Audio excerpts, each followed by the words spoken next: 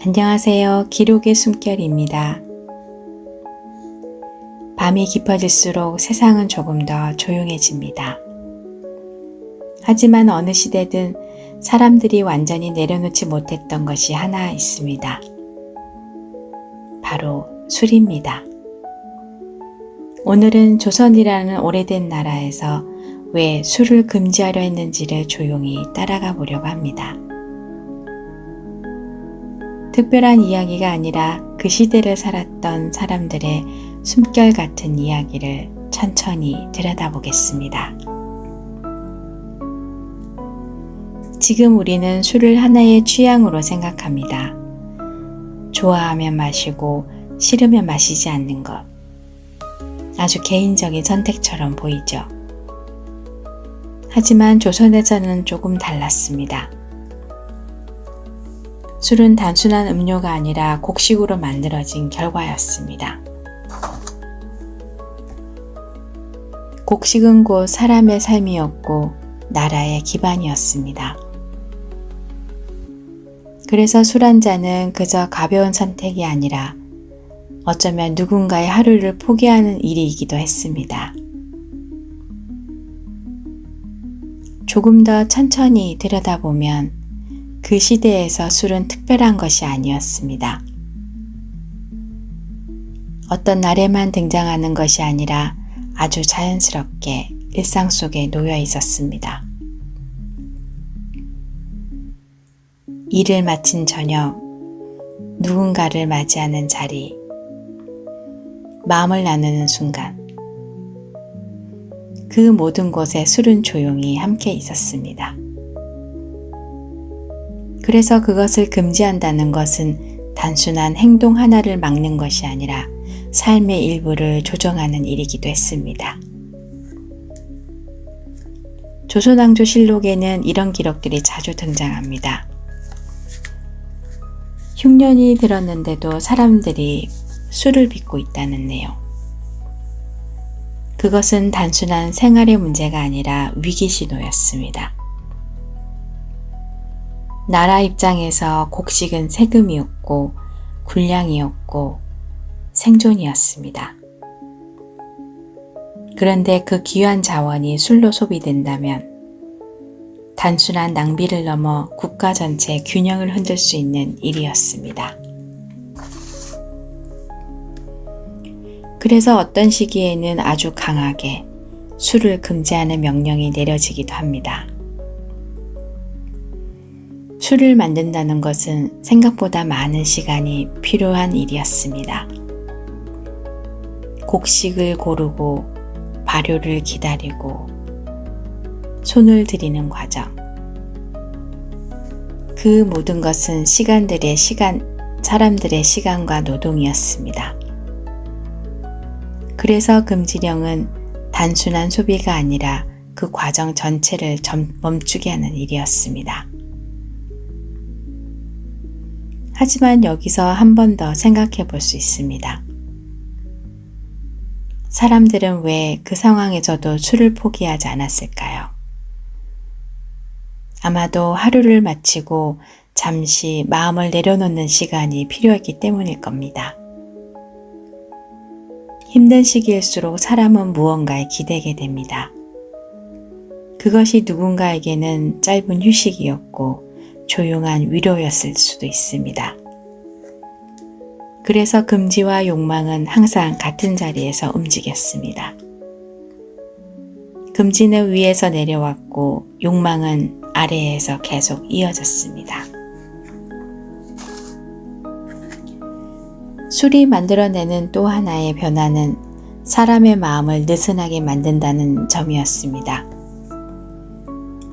평소에는 꺼내지 않던 이야기들이 조용히 밖으로 나오고 때로는 그 말이 권력을 향하기도 합니다. 조선의 기록 속에는 이러한 순간들이 남아 있습니다. 술자리에서의 말이 문제가 되었던 이야기들. 왕의 입장에서 보면 이것은 단순한 문제가 아니었습니다. 작은 말 한마디가 질서를 흔들 수도 있기 때문입니다. 그래서 어떤 시기에는 술을 제한하는 것이 질서를 유지하는 방법이 되기도 했습니다. 나라가 불안할수록 이러한 통제는 더 강해졌습니다. 술은 사람을 모이게 합니다. 그리고 모임은 관계를 만들고 또 다른 흐름을 만들어냅니다. 기록 속에는 술과 함께 다양한 일들이 남아 있습니다. 작은 충돌, 확대된 감정, 예상하지 못한 사건. 이 모든 것들은 그 시대의 일상 속에서 반복되고 있었습니다. 특히 중요한 시기에 사람들이 일보다 여유에 기울면 그 영향은 더 크게 나타났습니다. 그래서 술은 개인의 선택을 넘어 사회 전체의 흐름과 연결되었습니다. 하지만 한 가지 분명한 사실이 있었습니다. 조선은 술을 금지하려 했지만 결코 완전히 없애지는 못했습니다.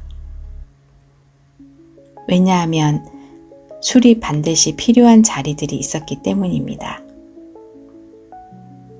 조상을 기리는 순간, 누군가를 맞이하는 자리, 중요한 의식이 열리는 시간. 이러한 자리에서 술은 빠지지 않았습니다. 그래서 조선은 술을 없애기보다는 조절하려 했던 나라였습니다. 금지와 허용이 함께 존재하는 구조였습니다. 기록에는 분명히 금지의 명령이 남아 있습니다. 하지만 현실은 언제나 조금 다르게 움직였습니다. 규칙을 만드는 사람과 그 규칙을 따르는 사람이 같은 인간이었기 때문입니다.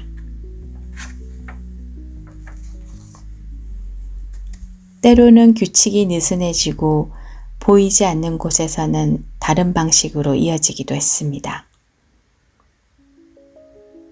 이 모습은 지금 우리의 모습과도 크게 다르지 않습니다. 같은 시대 안에서도 경험은 모두 같지 않았습니다. 누군가는 조금 더 자유로웠고 누군가는 더 많은 제한을 받았습니다. 이 차이는 그 시대의 구조와 연결되어 있었습니다.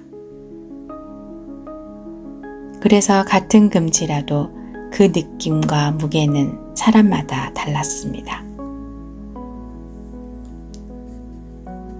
그 시대의 사람들은 자연과 함께 살아갔습니다. 계절의 변화, 날씨의 흐름, 곡식의 상태. 이 모든 것은 삶과 직접 연결되어 있었습니다. 좋은 해에는 여유가 생겼고 힘든 해에는 그 여유가 사라졌습니다. 술 역시 이 흐름 안에서 움직였습니다. 그래서 그것은 단순한 기호가 아니라 그 해의 시간과 기억을 담는 작은 기록이기도 했습니다.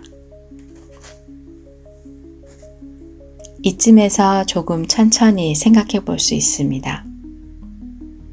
우리는 지금 다른 시대를 살고 있지만 여전히 어떤 것들은 제한되고 어떤 것들은 허용됩니다. 그 이유는 예전과 크게 다르지 않습니다. 사회가 유지되기 위해 필요한 균형이 있기 때문입니다. 그리고 그 균형은 항상 사람과 함께 움직입니다. 조선은 술을 금지하려 했습니다. 하지만 술은 사라지지 않았습니다. 그 이유는 술이 특별해서가 아니라 사람이 특별하기 때문이었습니다. 하루를 마친 뒤 조금의 여유를 찾고 싶은 마음, 그 마음은 시대를 지나 지금까지 이어지고 있습니다. 지금 이 순간에도 누군가는 하루를 마무리하며 조용한 시간을 보내고 있을 것입니다. 오늘의 이야기는 그 흐름 속에 조용히 놓여 있습니다. 기록의 숨결이었습니다.